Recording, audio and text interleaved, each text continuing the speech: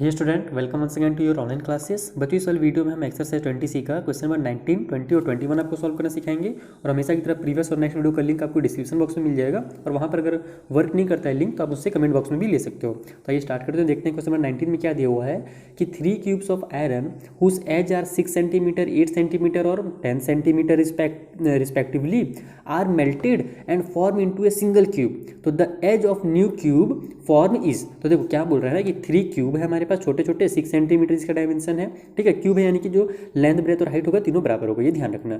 ठीक, तो ये 6 सेंटीमीटर का एक है, एक 8 सेंटीमीटर का और एक 10 सेंटीमीटर का है, और तीनों को मिला दिया जाता है पिघला करके और एक बड़ा सा क्यूब बनाया जाता है। तो बताना हम लोग को ये है कि जो बड़ा सा क्यूब है ना उसका एज कितना है। ठीक है, एज कितना है ये बताने से ध्यान रखना। तो इसको कैसे सॉल्व करना है वो मैं आपको समझाता हूँ।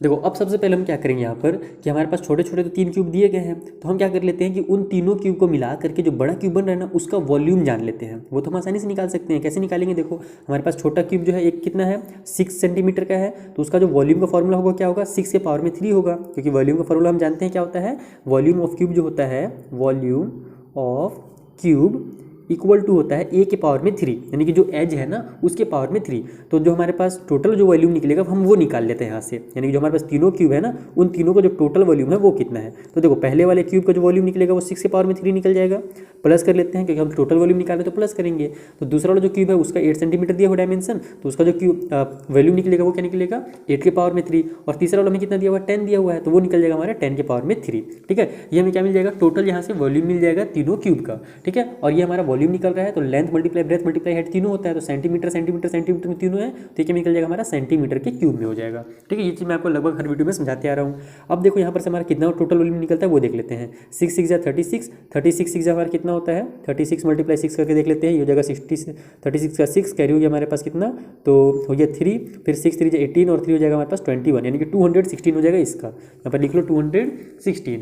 उसके बाद अब 8 का क्यूब है तो 8 8 जा 64, 64 8 जा कितना होता है वो देख लेते हैं निकाल करके, तो 8 4 हो जाएगा 32 का 2 कैरी हो गया हमारे पास 3, फिर 8 6 48 और 3 51, यानी कि 512 हो जाएगा इसका। तो यहाँ पर लिख लो 512, और ये है 10 के पावर में 3, यानी 10 मल्टीप्लाई 10 मल्टीप्लाई 10 3 टाइम, तो कितना हो जाएगा 1000 हो जाएगा। तो यहाँ पर 1000 सेंटीमीटर क्यूब इस तरीके से हम लिख लेते हैं। चलो सबको ऐड कर लेंगे तो उससे हमें पता चल जाएगा कि जो टोटल वॉल्यूम है ना वो कितना है।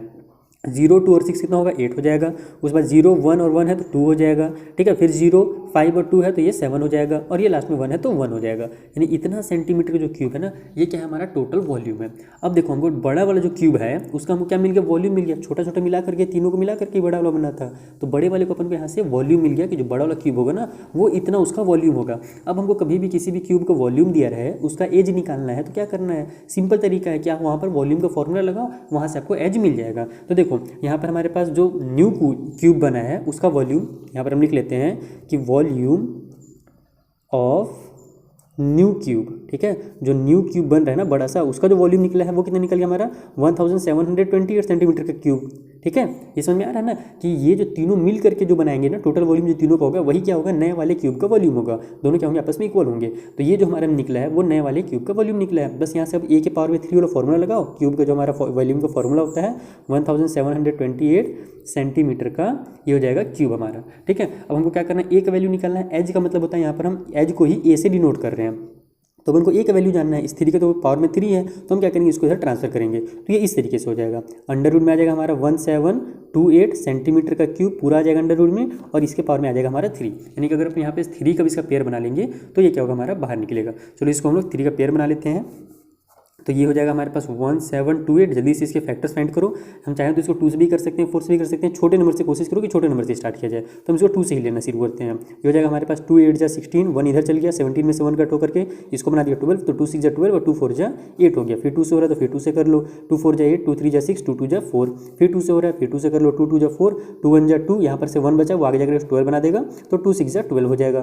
फिर 2 से हो रहा है तो 2 1 जा 2, और हम 2 डिजिट एक साथ ले रहे हैं, यहाँ पर 0 लगाएंगे और 2 8 जा 16 कर देंगे। फिर 2 से हो रहा है, जब तक 2 से हो रहा है तब तक करते जाओ, 2 5 जा 10, 2 4 जा 8, फिर 2 से 2 के टेबल में 2 2 जा 4, और उसके बाद 1 इधर गया तो 2 7 जा 14, फिर 2 से कंटिन्यू करते जाते हैं। 2 से बोल रहा हूँ अब ये 27 आ गया तो क्या से होगा ये 3 से होगा, तो 3 9 जा 27, फिर ये हो जाएगा हमारा 3 जा 9, और फिर 3 1 जा 3। तो देखो इसमें कितना का पेयर बन गया हमारे पास, ये 2 का देखो यहाँ पर पावर में 3 है ना, यानी कि 3 3 का पेयर बनना जरूरी है, तो यहाँ पर एक पेयर बना 3 का, एक यहाँ पर बना और एक यहाँ पर बन गया हमारे पास पेयर। तो अब इसको हम ऐसे लिखेंगे कि ए इक्वल टू इस तरीके से अंडर रूट में 2 के पावर में 3 मल्टीप्लाई में ये वाला 2 के पावर में 3 और मल्टीप्लाई में ये 3 के पावर में 3 और ये जो सेंटीमीटर के पावर में 3 है वो तो रहेगा, यानी सेंटीमीटर का क्यूब रहेगा ही रहेगा। अब यहाँ से देखो हमारा सब बाहर निकल जाएगा, पावर में 3 जब बन गया है, यहाँ पर हमारे पास पावर में 3 ही था, तो अब ये हमारा 2 बाहर निकल गया, यहाँ से ये भी 2 बाहर निकल गया, ये 3 बाहर निकल गया और उसी तरीके से सेंटीमीटर पावर में जो 3 था तो हमने यहाँ पर क्या किया है, हमारे क्यूब रूट बना हुआ है तो ये सेंटीमीटर भी बाहर निकल जाएगा इस तरीके से।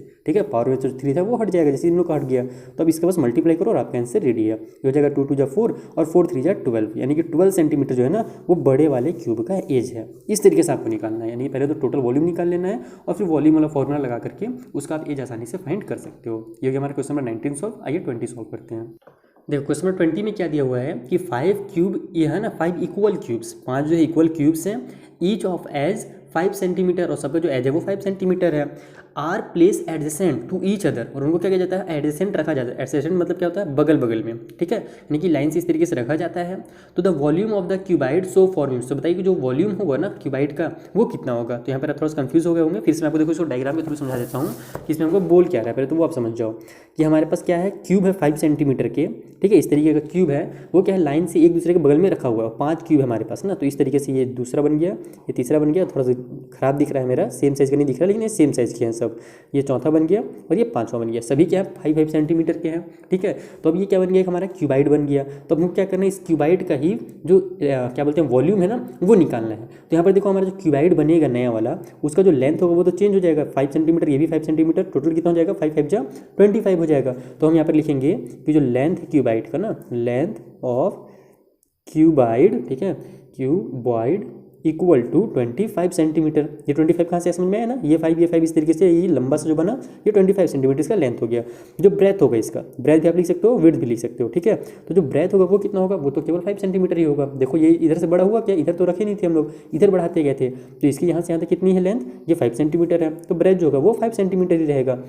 और जो हाइट भी रहेगा वो भी क्या होगा, एक के ऊपर तो एक रखा नहीं गया है, वो तो हम लोग बगल में रखे हैं पूरा, तो हाइट भी जो होगा वो 5 सेंटीमीटर ही होगा, क्योंकि जो हमारे इसका जो क्यूब था उसका हाइट कितना था, 5 सेंटीमीटर ही था, तो इसका भी जो हाइट होगा वो 5 सेंटीमीटर होगा। यहाँ पर हम लिख लेंगे हाइट 5 सेंटीमीटर। अब हमको क्या करना है, इसका वॉल्यूम निकालना है। तो वॉल्यूम जो होता है हमारे क्यूबाइड का, उसका फॉर्मूला क्या होता है, length multiply breadth multiply height. तो यहाँ पर हम लिखेंगे V for volume equal to length यानी कि 25 सेंटीमीटर, मल्टीप्लाई ब्रेथ यानी कि 5 सेंटीमीटर, और मल्टीप्लाई हाइट यानी कि वो भी 5 सेंटीमीटर, और ये भी सेंटीमीटर 3 है हमारे पास, तो तीनों का मल्टीप्लाई होगा तो सेंटीमीटर के पावर में 3 आ जाएगा। बस सबका मल्टीप्लाई करो और आपका आंसर रेडी है। तो ये हो जाएगा हमारा 5 5 जा 25 या फिर 25 5 जा 125, ये लिख लिया हमने 125, मल्टीप्लाई कर देंगे उसका 5 से।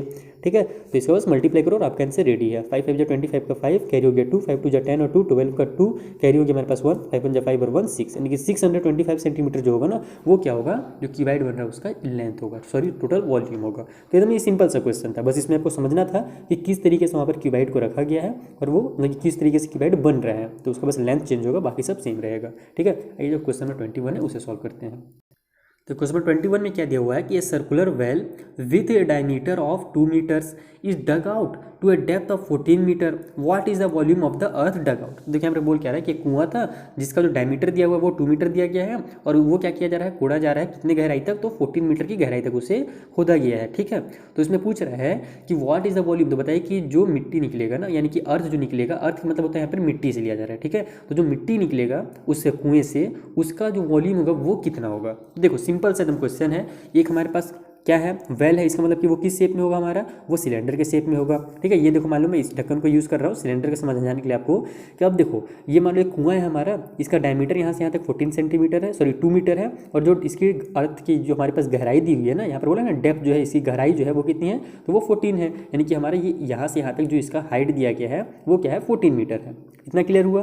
अब हमसे ये बोल रहा है कि इसको जब खुदाई किया जाएगा इसका, तो इसमें से जो मिट्टी निकलेगा उसका वॉल्यूम कितना होगा। तो जाहिर सी बात है कि इस कुएं का जितना वॉल्यूम होगा ना उतना ही ना उसके अंदर से मिट्टी निकलेगा। इसका मतलब कि अगर हम इस कुएं का ही, इस वेल का ही अगर हम वॉल्यूम निकाल देते हैं तो हमको पता चल जाएगा कि वो जो मिट्टी है ना वो कितनी निकली है, यानी कि दोनों तो बराबर ही होंगे। जो मिट्टी निकलेगा उसका वॉल्यूम और कुएं का वॉल्यूम, बात एक ही है। मिट्टी जो मिट्टी निकल रही है वो कहाँ से निकल रही है, वो कुएं के अंदर से ही तो निकल रही है ना। तो फिर वहाँ पर हम क्या करेंगे, सिंपल कुएं का वॉल्यूम निकाल देंगे तो हमको पता चल जाएगा कि जो मिट्टी है ना, अर्थ जो है उसकी वॉल्यूम कितनी है। आइए इसे सॉल्व करते हैं। देखो जब कभी भी हमको सिलेंडर का वॉल्यूम निकालना रहता है तो उसका फॉर्मूला क्या होता है, पाई आर स्क्वायर एच। तो यहाँ पर हमको दिया क्या क्या है वो पहले हम देख लेते हैं। तो हमको यहाँ पर डायमीटर दिया हुआ है डायमीटर दिया हुआ है 2 मीटर ना, तो हम यहाँ से क्या करेंगे, इसका रेडियस निकाल लेंगे, क्योंकि आर का मतलब क्या होता है, रेडियस होता है। तो डायमीटर अगर 2 मीटर है, ठीक है, तो उसका रेडियस कितना हो जाएगा, उसका जस्ट आधा हो जाएगा, यानी कि 2 का आधा कितना होगा, 1 मीटर होगा। तो यहाँ से हम लिख लेंगे रेडियस जो है वो कितना है, तो वो है 1 मीटर। उसके अलावा जो हमको गहराई दी हुई है उसका मतलब क्या है कि वो डेप्थ भी आप लिख सकते हो और हाइट भी लिख सकते हो। तो हम वहाँ पर फॉर्मूला में एच यूज़ करते हैं, इसलिए आप डेप्थ को यहाँ पर हाइट मान लो, ठीक है। तो ये हाइट हमको कितनी दी गई है उसकी कुएं की, वो दी गई है 14 मीटर। तो बस अब यहाँ से आप उसका क्या करो, वॉल्यूम निकाल लो। वॉल्यूम का फॉर्मूला लगा लेते हैं, जो कि होता है हमारा पाई आर स्क्वायर एच। तो पाई का वैल्यू कितना होता है, 22/7 होता है। आर का स्क्वायर यानी कि 1 का स्क्वायर, जिसको हम 1 × 1 भी लिख सकते हैं, और मल्टीप्लाई एच है यानी कि हाइट, तो वो है हमारे पास 14। उसके बाद देखो ये हमारे पास क्या है, आर जो है मीटर में, ये भी जो आर दूसरा वाला भी निकला, आर का स्क्वायर यानी कि मीटर का स्क्वायर हो गया, और एक जो हाइट है वो भी मीटर में है। तो तीनों जो मीटर का स्क्वायर और मीटर मिलेंगे तो क्या बन जाएगा, मीटर का क्यूब बन जाएगा। इसको आपको रटना नहीं है ना, ये नहीं कि फॉर्मूला में रट लिया कि ये स्क्वायर यूनिट होता है, ये क्यूब यूनिट होता है, तो वो फिर आप बाद में कन्फ्यूज हो जाओगे। आपको समझना है कि कब स्क्वायर यूनिट होता है और कब हमारा क्यूब यूनिट होता है, ठीक है। ये देखो अब कट हो रहा है हमारा 7 × 7, 7 × 14, और ये हो जाएगा हमारा 22 × 22, यानी कि 1 1 है तो उससे तो कोई वैल्यू है नहीं, मल्टीप्लाई में तो उतना ही आएगा। तो 22 2 हो जाएगा हमारा 44, यानी कि जो अर्थ निकला है ना उसका जो वॉल्यूम रहेगा वो कितना रहेगा, वो होगा 44 मीटर का क्यूब। ये हो गया हमारा कंप्लीट क्वेश्चन नंबर 21। तो इस तरीके से आपको समझ करके क्वेश्चन को सॉल्व करना है, बिल्कुल भी रटना नहीं है। मिलेंगे हम नेक्स्ट वीडियो में, जहाँ पर मैं आपको जो आगे क्वेश्चन हैं उनको भी इसी तरीके से कॉन्सेप्ट के साथ समझा दूंगा। Thank you for watching.